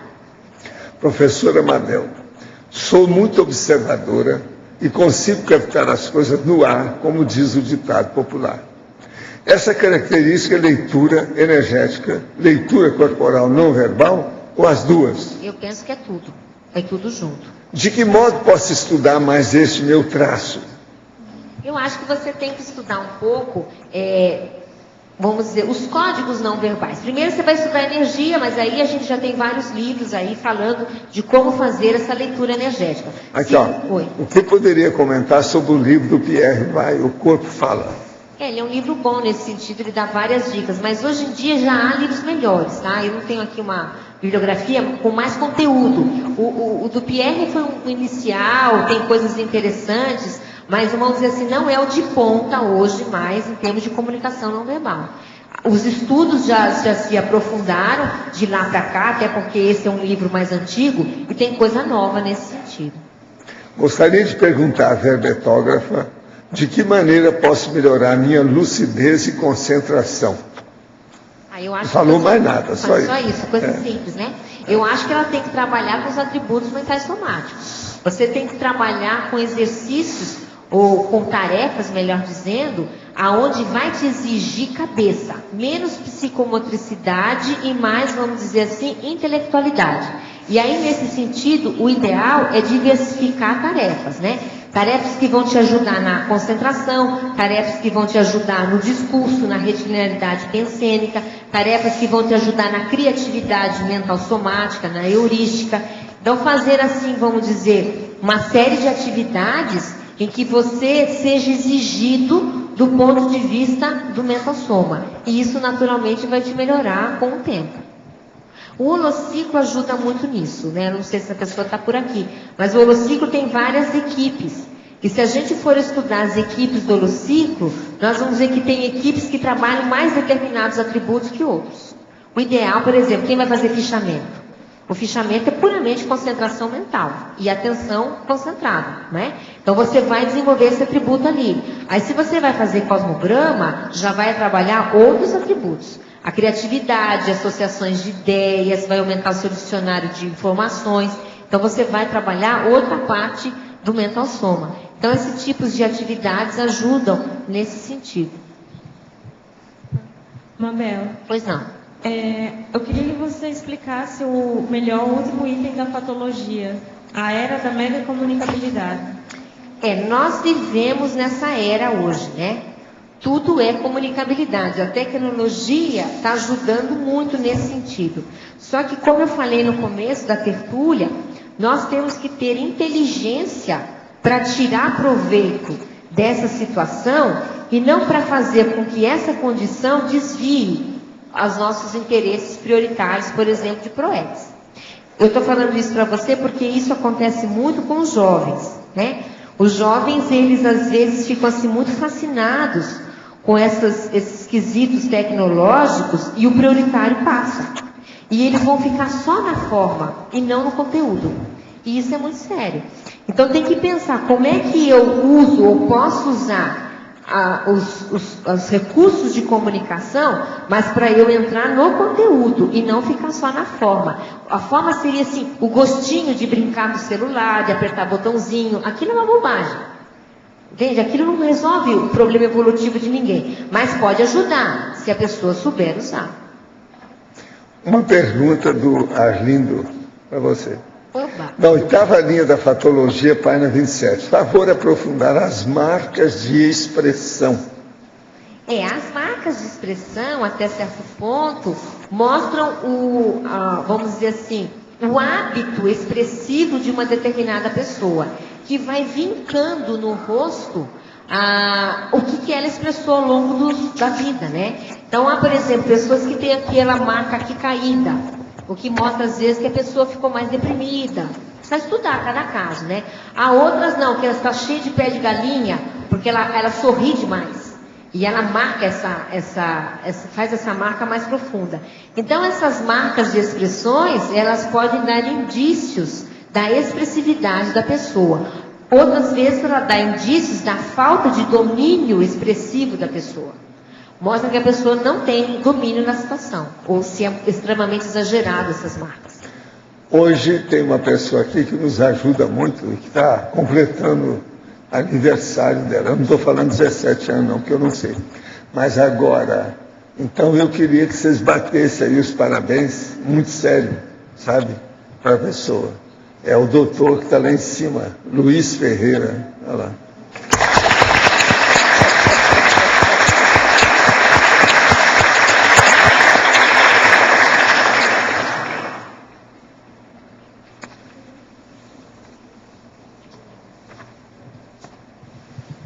Mabel. Pois não. Você, na página 29, polinomiologia, por favor, o último polinômio. Tá. O polinômio funcional, repetição, substituição, complementação e regulação do comportamento não verbal sobre a comunicação verbal. Na verdade, nesse polinômio, a gente tentou resumir ou sintetizar as funções da comunicação não verbal, que são justamente essas. Então, por exemplo, não verbal junto com verbal, ele, num primeiro momento, o não verbal repete ou dá ênfase ao que você está falando. Então, é uma primeira função, que é a função de repetição. Você fala falando e fala gestuando. E repete, tá? Depois da substituição, você substitui o verbal pelo não verbal. Então, você não precisa falar. Professor, o Jarbas chegou. Já veio? Estou ligada aqui. Então, veja, substituição, você substitui o que você iria falar, tá? Pelo não verbal. Essa seria uma segunda condição. A complementação você fala alguma coisa, mas não diz tudo. E o seu não verbal termina o discurso, tá? E a regulação, ela é a mais comum, ela é muito comum isso, que você regula a fala, a interação. Então, por exemplo, você está conversando com a pessoa e de repente você faz assim, e olha para o relógio. Pronto, você não precisa dizer que você está terminando o seu discurso. Tá certo? Isso você regula a fala. Ou então você olha para um outro lado, tipo assim, olha, já está acabando o nosso assunto. Né? Ou então você presta mais atenção. Outra coisa é levantar. É? Você está sentado e levanta. E levanta também. Levanta e se dirige para a porta. É. Eu faço muito disso. Tipo assim. Agora tem um outro lado, também não é só assim. Você fica assim, quando você faz assim, não, aqui, ó. Assim, aí o outro fala, não, eu preciso falar mais que ele está querendo saber. Então tudo isso. Tem aquela senhora que falou assim, eu tinha muito medo de chegar aqui. Principalmente quando você faz assim. Então é o não verbal regulando a fala, a interação propriamente dita. Entendi. Agora tem uma outra curiosidade, que é a questão dos idiomas. Por exemplo, a pessoa falando o idioma italiano, ela tem a tendência a mexer mais as mãos. A pessoa falando, por exemplo, o francês ou um outro idioma, aquilo também de uma certa forma vai junto. É o holopensene, né? É quase automático. Né? Eu achei, é uma coisa interessante para ser estudada. Por que esse holopensene faz isso? Esse acesso a um determinado holopensene. Isso é uma coisa interessante de... Mas o idioma realmente muda o comportamento não verbal. Se você fala espanhol, cadê os espanhóis aqui, ó? Até pela entonação deles, você é mais direto. Né? Então, assim, não tem muito meandro, né? A coisa vai em cima do lance e tchau. O idioma te traz isso. E aí o seu não verbal vai junto. Porque não dá para falar direto sem que você gesticule igual. Vocês já viram o filme francês? Se vocês verem um filme francês que as pessoas não gritam, não é francês. Filme francês, todo mundo grita. Ele é derrubador. Tem alguma coisa, processo cultural. Em segundo lugar, você pode falar, sempre tem uma mesa com alguém comendo alguma coisa, porque eles fazem propaganda culinária. Culinária, né? Isso é regra. Faz parte disso. Faz parte do Mas agora observe o filme francês, como é que eles gritam. Bora para outra coisa, as novelas brasileiras são todas tipo francês. O povo grita um com o outro. Isso é falta de acting. Eles não são bons de interpretação. É burlesco, né? Fica um pouco afetado, um pouco exagerado, né? É burlesco. Na binomiologia, página 28. Na terceira linha, binômio, sintaxe e semântica. Fechou? Não, é no binômio 28. Página 28. Aqui, no final. Tá, binômio, sintaxe e semântica. Isso, a semântica eu entendo bem do ponto de vista da linguagem não verbal, mas a sintaxe... O que é sintaxe? Sintaxe é assim, né? É você estudar a combinação de palavras que estão formando uma frase. Então você estuda a interação de uma palavra com outra. No não verbal, você estuda um código com outro, um gesto com outro. Então você estuda a combinação do gesto com a mão com o olhar. Entendeu? Como você não tem palavras, a sintaxe vai estar nessa articulação corporal. Do olhar, da expressão facial, das mãos, do própria postura para frente, postura para trás. Tá? Essa é a sintaxe corporal. Oi. Na página 28, na numerologia, você fez 3 numerações. Mas lá no final da terceira, termina com o silêncio repulsor e o silêncio acolhedor. Você pode dar exemplos dos dois? Sim. O silêncio repulsor é aqueles ambientes, né, que não se fala nada, mas que você passa uma faca no ar e é capaz de você cortar o ar. De tão denso, tenso que existe naquele ambiente, aquele holopensene extremamente carregado e que você se sente muito mal naquele ambiente, tá? Então esse silêncio repulsor pode estar em alguns ambientes aí de interação nossa, mas normalmente ele tem um cunho beligerante, agressivo, antipático, tá? Você não fala nada, mas as suas energias dizem tudo. Dizem assim, ó, não quero a sua presença, ou não quero a presença da maioria. Já o silêncio acolhedor é totalmente diferente. Isso acontece muito em casais, né? Eles não falam nada, mas eles estão abraçados.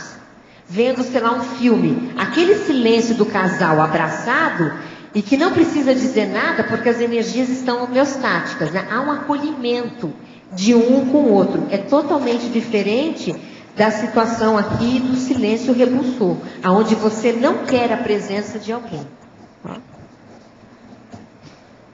Agora, tem também aqui na numerologia alguns gestos, né? Que são os gestos pontuais. Os gestos icônicos, eu não sei se você sabe o que são os gestos que ilustram o movimento. Então, por exemplo, você fala assim, aquela mulher é um violão. E aí você faz isso aqui, né? O violão já é uma metáfora, né? Mas esse gesto é que você está, é engraçado, você está ilustrando o que você está falando. Isso em comunicação se chama gestos icônicos, né? Os gestos dípticos, eles são os demonstrativos, que é aquele que o professor Walter falou, é isso aqui, ó. Então você demonstra, você aponta, e ele é quase um referencial, ele aponta o referente, né? Já os gestos pontuadores são esses que a Tânia perguntou, que eles pontuam, né, o que você está falando. E os gestos emblemáticos é o gesto do professor Walter, da banana technique. Ele é um gesto que ele existe independente do contexto. Se você colocar uma banana e não falou nada, ele já passa a mensagem. É a mesma coisa eu falar, fulano, ó, isso aqui todo mundo entende, é doidinho. Esse é um gesto emblemático, ou então é assim, quer dizer, ele é doido, a banana technique, assim também. Ele é um gesto emblemático. Esse aí vocês já passaram por isso há 2000 anos.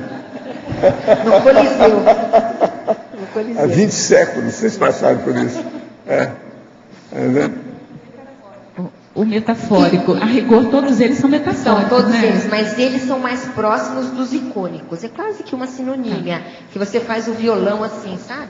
Ou então assim, ó. Eu vou te matar. Ou então assim, ó. Gente, ó, vamos cortar minha cabeça. Ó, eu tô perdida. E faz assim, você já sabe que é guilhotina. É uma metáfora. É uma metáfora da metáfora.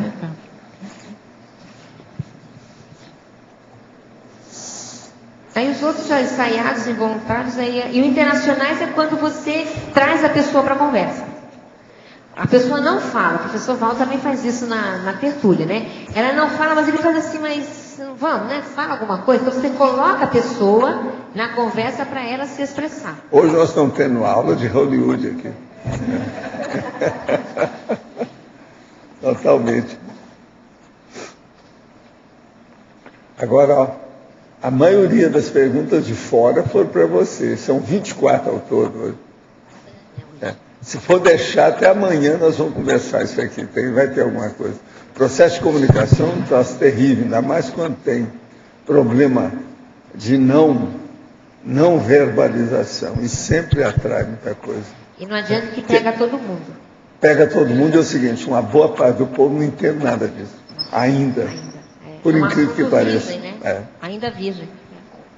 Outra coisa na exempologia, lá na página 30, o segundo exemplo da comunicação não verbal mental somática, no docente, né? Uhum. Como é que a gente aprimora isso? Como é que a gente detecta? Essa é a pergunta do Pedro, né? Eu acho que é aquela coisa que a gente tem que pegar, gravar a pessoa dando aula, e ela vai assistir, vai apontar o que ela precisa melhorar, o que ela precisa eliminar, ou seja, isso eu não posso fazer mais, e o que ela tem que tirar proveito. Por quê?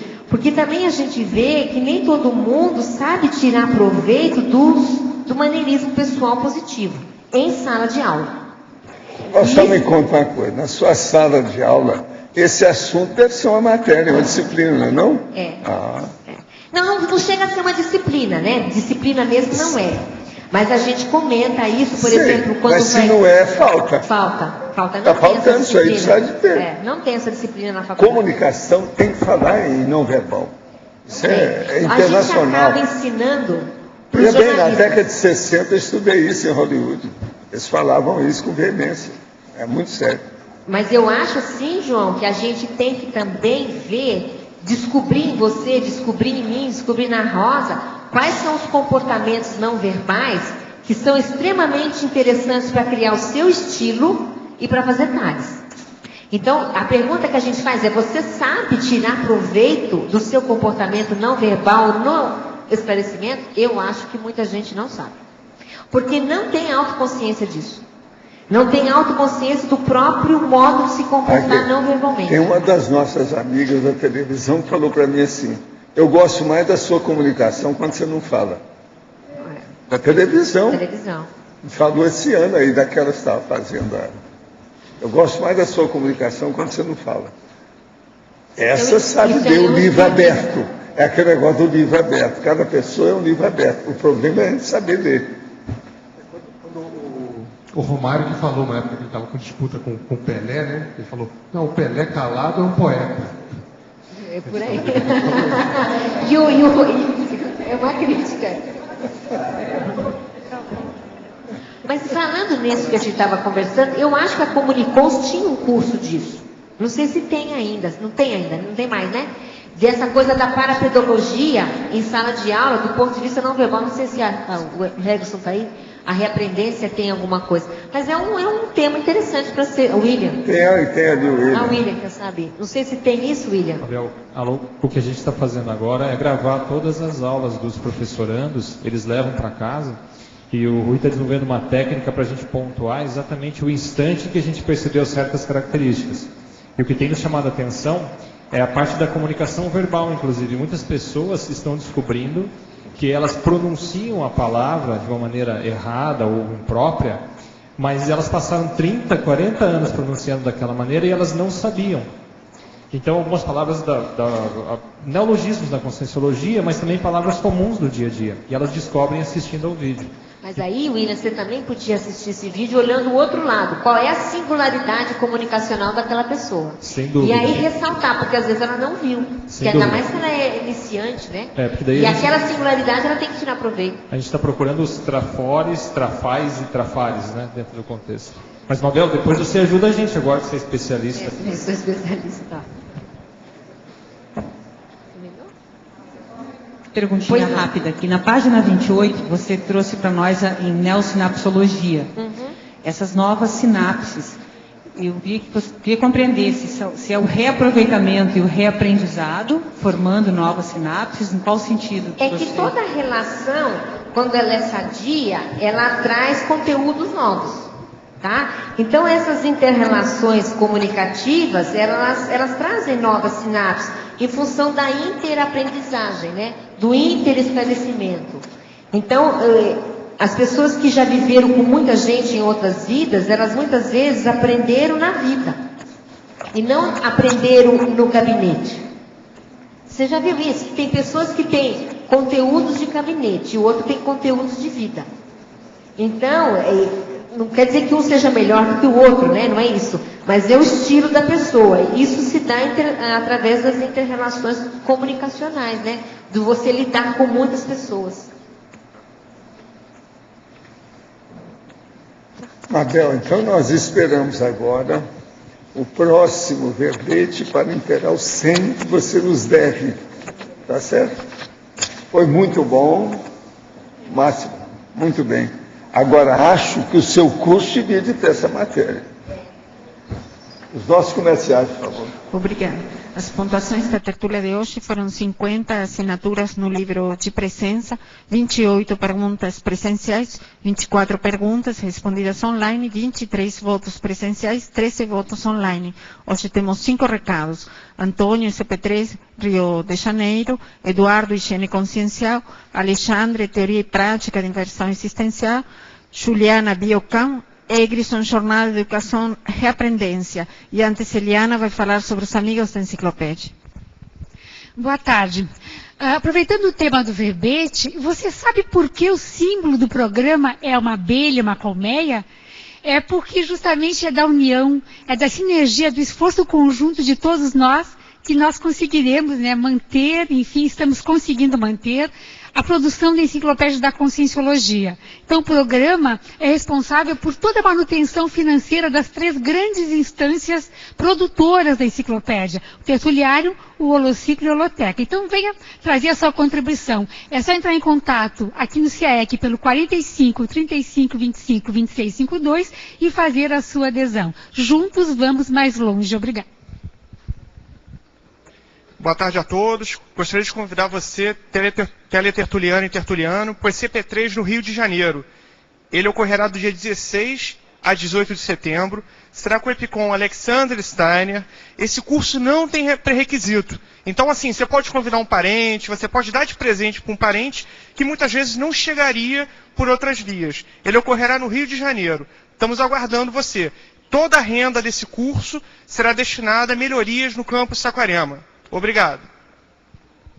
Pessoal, boa tarde a todos. Nós estamos convidando você para participar do curso Higiene Consciencial, que vai ser ministrado aqui no Discernimento. As inscrições são aqui no CAEC. No dia 20 de agosto, sábado, uma maratona das 8h30 da manhã às 10 da noite, com aula teórico-prática, campo assistencial homeostático e também uma videoprojeção. Nesse curso nós vamos abordar alguns temas interessantes, como o padrão homeostático de referência, que é aquele padrão da consciência durante o curso intermissivo. Então, uma evocação desse padrão para que o aluno consiga fixar esse padrão nas suas manifestações diárias. Vamos abordar também a síndrome da banalização dos conceitos básicos de conscienciologia.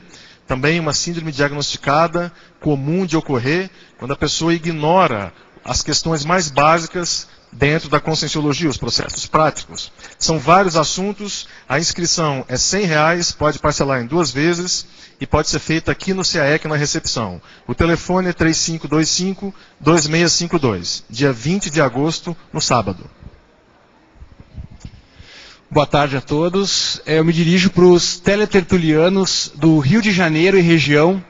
A Sinvex, no fim de semana de 20 e 21 de agosto, estará realizando seu curso básico, que é o Teoria e Prática da Inversão Existencial. Então, todos aqueles que desejam conhecer mais sobre Invex, entrar no Greenvex, ou mesmo reciclantes que querem estudar mais a técnica evolutiva, têm uma grande oportunidade. O curso vai acontecer na Universidade da cidade do bairro Ipanema. Maiores informações pelo e-mail riodejaneiro, tudo junto, @asinvexes.org. Muito obrigado. Oi, boa tarde. Eu queria convidar vocês para participar da próxima Biocam, que é a caminhada bioenergética, que vai ter domingo, dia 21, às 8 horas da manhã, na trilha Via Forestales. E, então, para quem não conhece a caminhada, né, a gente vai fazer uma caminhada na trilha, que é ambiente de natureza, visando fazer um check-up